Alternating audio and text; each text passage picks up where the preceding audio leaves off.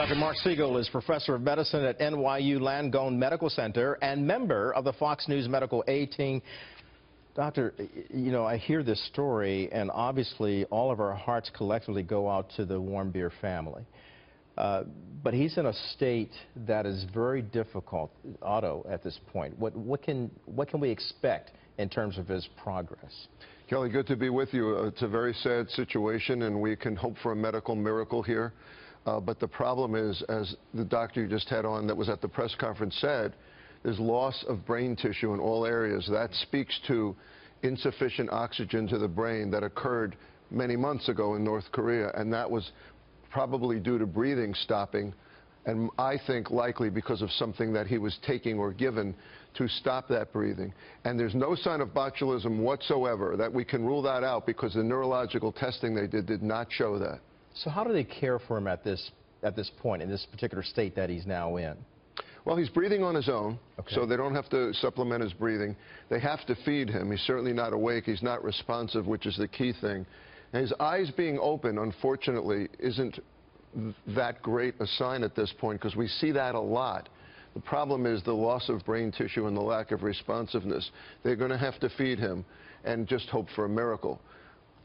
The fact that he's home now and the fact that his family is gathered around him, albeit he's unresponsive, in certain situations we have seen where unresponsive patients have come back from the brink, even being diagnosed as severe as this situation is. And just having that family love, we can see from Fred Warmbier how much he loves his son, how much the family loves their son. They're being realistic, but they're also being hopeful.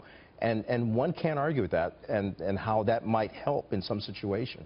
You know, Kelly, with your religious background, my spiritual background, I deeply believe in what you're saying now. I think the infusion of love around him is a factor. We don't know. We can't be inside his brain. We don't know what he's feeling or if he's feeling or thinking anything. Unfortunately and tragically, we can't get around the medical facts here. And we can't get away from our anger for this being done to this child. This young adult. Well said, Doctor. Speaking of medical condition, let's talk about this medical condition of Congressman Scalise, who was tragically wounded while he was practicing for a baseball game between Republicans and Democrats. Let's show you what's going on with this. President Trump basically stating on the video, passing along that we must get along, we must learn how to work together, and the baseball game would be played.